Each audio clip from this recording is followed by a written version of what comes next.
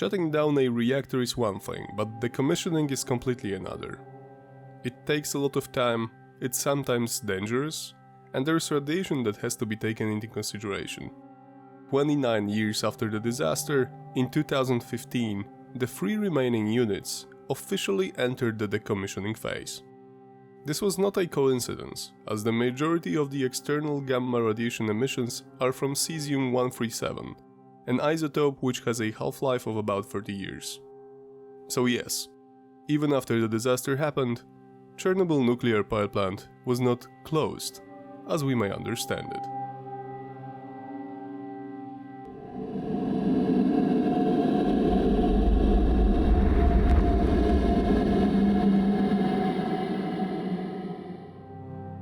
In the history of Chernobyl, before, during and after the accident happened, there were a lot of turning points, plot twists and unimaginable events. Some of these may look like a great example of magical realism, too surprising or unexpected that they seem completely impossible. Yet, as it is often said, life writes the most unpredictable scenarios. Well, the saying might have sounded a bit different, but you get what I'm trying to say. So today you will hear a bit more about one of the divers, again, but also about the power plant itself. That would be especially interesting if you have never heard what happened to it after the disaster. So, let's start. Chernobyl divers. The man behind the myth. Part 5. Learning that Ananenko, as well as Bespalov and Baranov, was alive was probably a shock to a lot of people. Sometimes it was his colleagues from a new work, sometimes it was neighbors. And sometimes it was a multinational community gathered to talk about the safety of nuclear reactors. Alexei's speeches, or sometimes just a simple appearance, were a surprise even in the nuclear energy community. He was often welcomed by a sight of clearly interested faces as they learned that he, the Chernobyl diver, was alive and well. When a person first watches HBO's Chernobyl, there is often a surprise when encountering additional information. First, the relation between Legasov and Shcherbina, later the actual occurrence of the events, and that the Chernobyl divers were not divers, let alone were they volunteers. They just accepted the given task. So imagine that a lot of people, maybe even you, who knows, don't know that Chernobyl was operational until 14 years after the disaster had happened.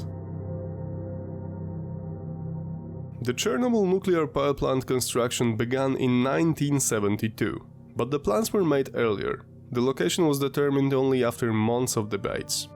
The plant was supposed to undergo 6 completion stages, with 2 more reactors being commissioned at the end of each. Maybe you have heard that during the infamous accident, additional 2 blocks were being built, numbers 5 and 6. So yes, there were supposed to be 3 times more reactors that were already installed by the time of April 1986. Units 1, 2, 3 and 4. Imagine that. But there isn't much said about the RBMK reactor's different models, or rather, generations. The twin units 1 and 2 were the first generation, the same as commissioned in Kursk, for example. Number 3 and 4 were twins too, but this time they were a second generation. Who knows, maybe if the fatal April's night had never come, there would be a few more generations. Yet, even after the disaster happened, Chernobyl nuclear power plant was not closed as we may understand it. However tragic, the events of 1986 did not eliminate the reason behind building so many nuclear power plants so quickly, and using bad reactor projects too. This reason was the electrical power that the USSR needed so desperately. Alexei Ananenko was continuing to work in the atomic industry, yet from a different position. He was promoting the responsible usage of a nuclear power. He openly shared his insight and experiences with others to ensure that his message was widely received. He even gave lectures on nuclear safety, which is a lesson nobody should refuse to hear, especially from a Chernobyl veteran. Alexei worked in Chernobyl for 3 more years, to 1989, after his mission successfully ended. Even after resigning, he still took part in what we may call a second life of this nuclear facility. During these times, he proposed to other plant workers to live together, mainly to make transportation easier and spend the least amount of time outside possible. Why weren't they eager to go out of the apartment more? Because the radiation was still an issue.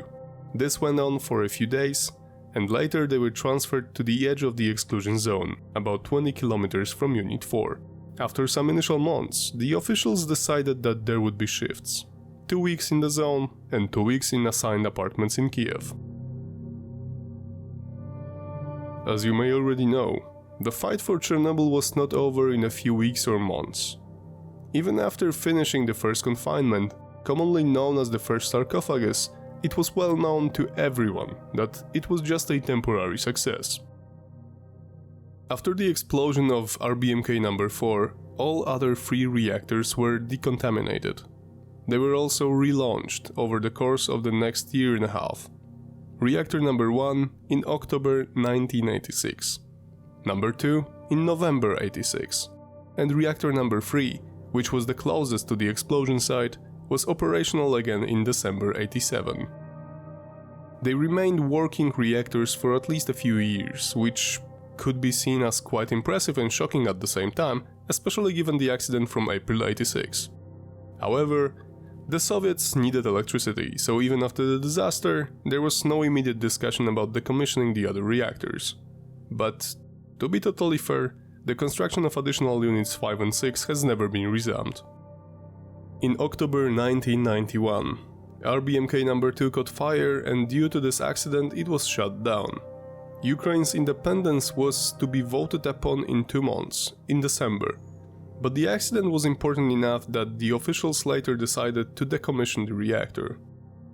The pressure of the foreign governments, especially those closest to Chernobyl Nuclear Power Plant, resulted in shutting down also number 1 in November 1996. However, the removal of the whole equipment from Unit 1 began more than 10 years later, in 2007, and was limited to only non-contaminated things. The last reactor, number 3, was shut down in December 2000, after operating for only 3 months after the repairs that took a year and a half, from March 1999 to September 2000. This event marked the beginning of the end of Chernobyl Nuclear Power Plant. Yet, it was not closed, nor left alone or abandoned. Shutting down a reactor is one thing, but decommissioning is completely another. I will explain this process in one of the episodes in the future, but long story short, it takes a lot of time. It's sometimes dangerous and there is radiation that has to be taken into consideration, both because of the leftovers as well as the equipment or other gear that the whole reactor and its building consisted of. 29 years after the disaster, the 3 remaining units officially entered the decommissioning phase. This was not a coincidence, as the majority of the external gamma radiation emissions are from cesium-137, an isotope which has a half-life of about 30 years. So, simply speaking, by April 2016, most of the radioactivity had declined by half.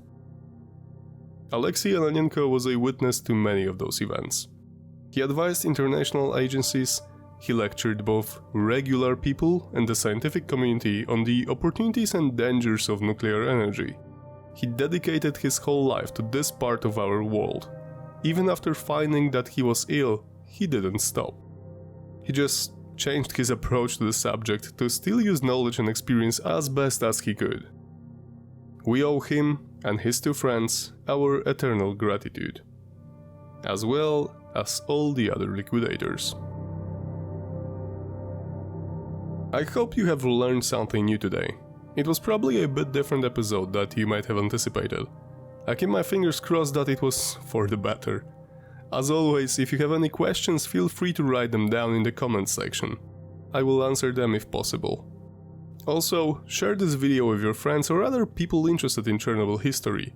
Maybe even in our game, as you may have already heard the news regarding Chernobylite. If not, head down to the Steam page. You can find the link in the pinned comment. That's it for today, guys. take care, stay safe, and see you next week.